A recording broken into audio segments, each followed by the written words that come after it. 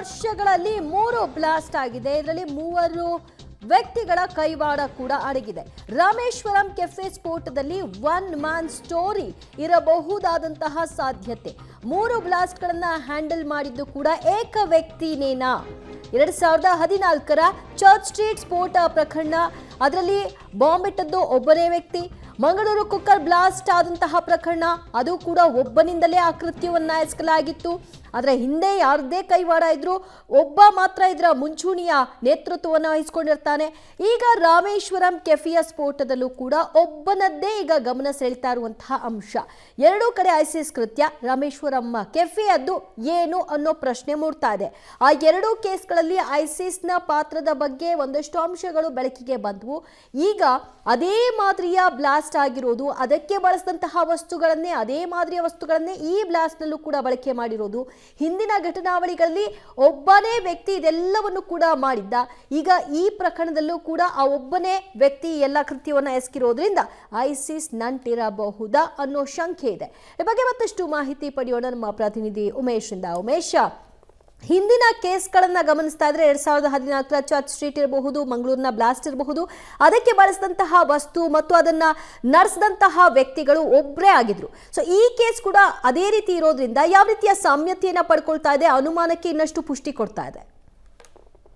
ಖಂಡಿತವಾಗ್ಲು, ಯಾಕೆಂತಂದ್ರೆ ಈ ಹಿಂದೆ ಪ್ರಕರಣಗಳಲ್ಲೂ ಕೂಡ ಇದೇ ರೀತಿಯ ವ್ಯಕ್ತಿ ಕೃತ್ಯ ಎಸಗಿ ಎಸ್ಕೇಪ್ ಆಗಿದ್ದಂಥದ್ದು. ಆನಂತರದಲ್ಲಿ ಇನ್ವೆಸ್ಟಿಗೇಷನ್ ಮಾಡಿ ಈಗ ಕೆಲವೊಬ್ಬರು ಅರೆಸ್ಟ್ ಆಗಿದ್ದಾರೆ. ಇನ್ನೂ ಸಾಕಷ್ಟು ಜನ ಬಂಧನ ಆಗಬೇಕಾಗಿದೆ.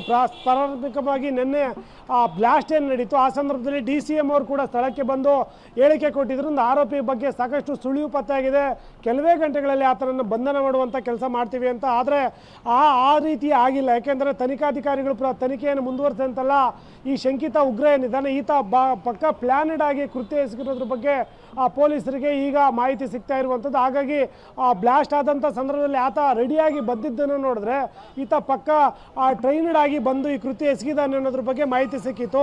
ರಾಮೇಶ್ವರ ಕೆಫೆ ಒಳಗಡೆ ಬಂದಾಗಲೂ ಕೂಡ ಆತ ತಲೆಗೆ ಟೋಪಿ ಆಗಿರ್ಬೋದು, ಮತ್ತು ಕೂಲಿಂಗ್ ಗ್ಲಾಸು, ಮುಖಕ್ಕೆ ಮಾಸ್ಕ್ ಹಾಕಿದ, ಮತ್ತು ಫುಲ್ ಶರ್ಟ್ ಹಾಕಿ ಆತ ಒಳಗಡೆ ಬಂದು ಕೃತ್ಯ ಎಸಗ್ತಾನೆ.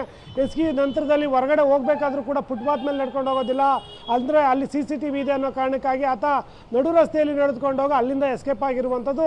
ಪೊಲೀಸರು ಕೂಡ ಆ ತನಿಖೆ ನಡೆಸಿದಂಥ ವೇಳೆಯಲ್ಲಿ ಆತ ಯಾವ ಭಾಗದ ಮುಖಾಂತರ, ಅಂದರೆ ಯಾವ ರಸ್ತೆ ಮುಖಾಂತರ ಇಲ್ಲಿಂದ ಹೊರಗಡೆ ಹೋಗಿದ್ದಾನೆ ಅನ್ನೋದ್ರ ಬಗ್ಗೆ ಅಷ್ಟೊಂದು ಸ್ಪಷ್ಟವಾಗಿ ಮಾಹಿತಿ ಇರಲಿಲ್ಲ. ಹಾಗಾಗಿ BMTC ಹತ್ತಿ ಹೋಗಿರ್ಬೋದು ಅನ್ನೋ ನಿಟ್ಟಿನಲ್ಲೂ ಕೂಡ ಒಂದಷ್ಟು ಮಾಹಿತಿಗಳು ಲಭ್ಯ ಆಗಿದ್ವು. ಆ ನಿಟ್ಟಿನಲ್ಲಿ BMTCಯಲ್ಲಿದ್ದಂಥ CCTVಗಳನ್ನು ಕೂಡ ಈ ಭಾಗದಲ್ಲಿ ಆ ಸಂದರ್ಭದಲ್ಲಿ ಟ್ರಾವೆಲ್ ಮಾಡುವಂಥ BMTCಗಳಲ್ಲಿ ಏನು CCTV ಇರ್ತವೆ ಅವನ್ನು ಕೂಡ ಕೇಳಿದ್ದಾರೆ. ಮತ್ತು ಈ ಭಾಗದಲ್ಲಿ ಇರುವಂಥ ಚಿಕ್ಕ ಪುಟ್ಟ ರಸ್ತೆಗಳಲ್ಲಿರುವಂಥ ಎಲ್ಲ CCTVಗಳನ್ನು ಕೂಡ ವಶಕ್ಕೆ ಪಡೆದು ಪರಿಶೀಲನೆ ಮಾಡ್ತಾ ಇರುವಂಥದ್ದು. ಈಗ ಮತ್ತೆ ಮೆಟ್ರೋದಲ್ಲಿ ಹೋಗಿರುವ ಸಾಧ್ಯತೆ ಕೂಡ ಇರೋ ಕಾರಣಕ್ಕಾಗಿ ಮೆಟ್ರೋಗೂ ಕೂಡ ಇವರು ಮನವಿ ಮಾಡ್ಕೊಂಡಿದ್ದಾರೆ. ಈ ಭಾಗದಲ್ಲಿರುವಂಥ ಅಕ್ಕಪಕ್ಕದ ಮೆಟ್ರೋ ಸ್ಟೇಷನ್ಗಳಿರುವಂಥ ಎಲ್ಲ ಕ್ಯಾಮ್ರಾಗಳನ್ನು ಕೂಡ ಈಗ ಮನವಿ ಮಾಡ್ಕೊಂಡು ಕೇಳಿರುವಂಥದ್ದು. ಆ ಮುಖಾಂತರ ಆರೋಪಿಯ ಬಗ್ಗೆ ಸುಳಿವೇನಾದರೂ ಸಿಗುತ್ತಾ ಅಂತೇಳಿ ಅಧಿಕಾರಿಗಳು ಪರಿಶೀಲನೆ ಮುಂದುವರಿಸಿರುವಂಥದ್ದು. ದಿವ್ಯಾ, ಓಕೆ ಉಮೇಶ್.